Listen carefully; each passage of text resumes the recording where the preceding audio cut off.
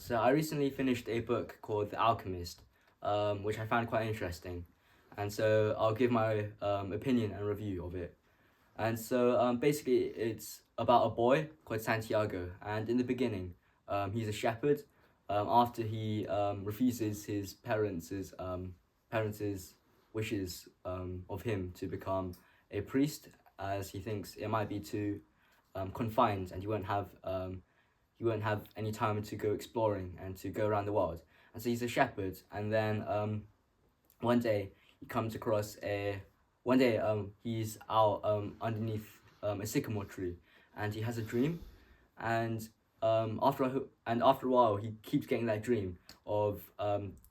finding treasure in Egypt, and so yeah, he visits a fortune teller, and the fortune teller told him that it was his destiny to find the treasure, and so he decides to set off, and he also meets a wise old man who turns out to be a king, and he also suggests for Santiago to follow his heart and to yeah, go on the journey to find the treasure, and so he sets off, and then he's robbed um, when he's at when he's on his journey, when he stops somewhere on his journey to Egypt, and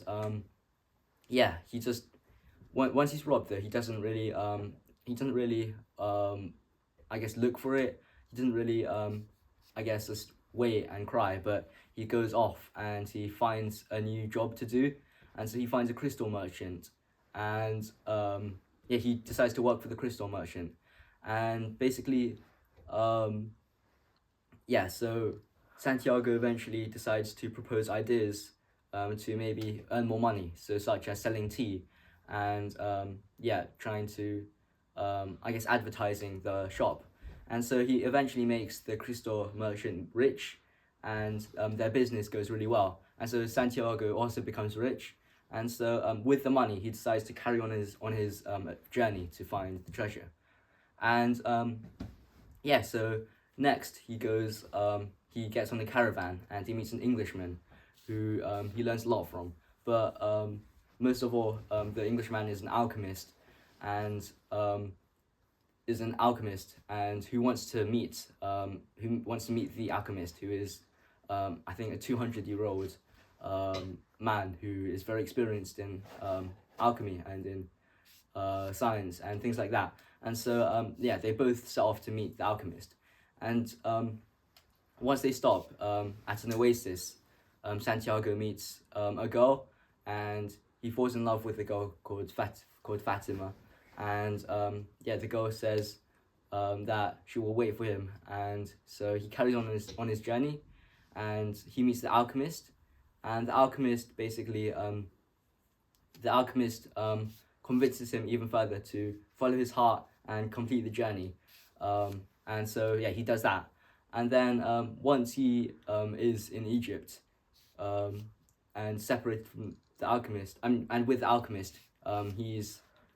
again, I guess, attacked by enemies, and so they're captured. And so the alchemist tells Santiago to ask the wind and the sun for help, and Santiago doesn't really believe any of this because he doesn't really think he has any powers, but he looks to the sky and he asks them for help, and eventually yeah, they manage to summon the power, and it scares off the enemy, and they're set free. And then the alchemist separates from Santiago, and Santiago finishes the journey. However, he doesn't. However, while he's digging in Egypt, he's again attacked and robbed, and the chief robber tells him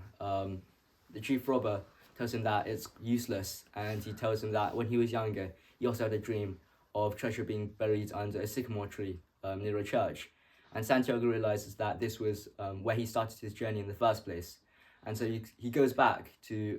the sycamore tree next to the church, and he digs up and he finds treasure there, and then yeah, he returns back to Fatima and to the oasis. And so that's basically the plot of the story, and I think it teaches us a lot of lessons, such as such as firstly to follow your heart, and I think it's quite important because yeah, following our heart is sort of like following it's like our humanity and it's our love and care, and so it's also like the heart is also it's like following the message that you send,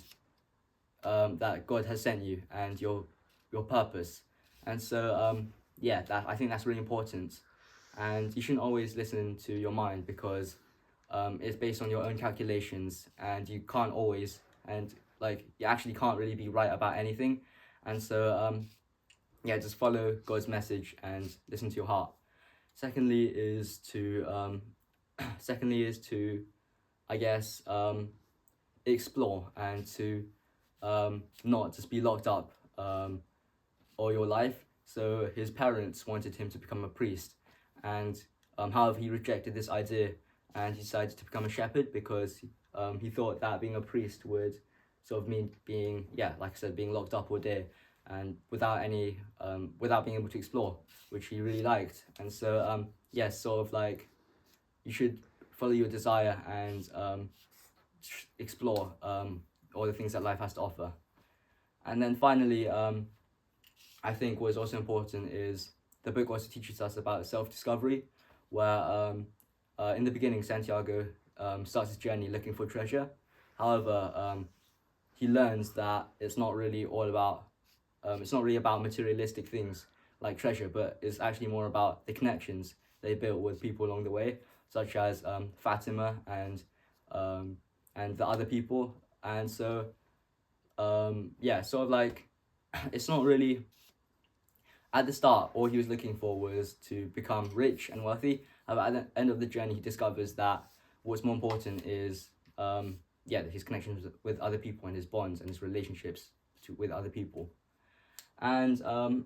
yeah, I think if, yeah, um, I think that if the story were to carry on, I'd rather that he stays in the village because um, he finds his sense of purpose is to stay with Fatima and the Oasis community, and that's where he finds his true, I guess, purpose. And so I feel like instead of going on another journey, I feel like staying where he is at the Oasis, where he'll like truly find his happiness and truly find his worth, I guess. So yeah, I think that's all. I hope you enjoyed the review and I hope you learned something from the book. I think it's a really good book and I'd also recommend it for you to read as well. Thank you.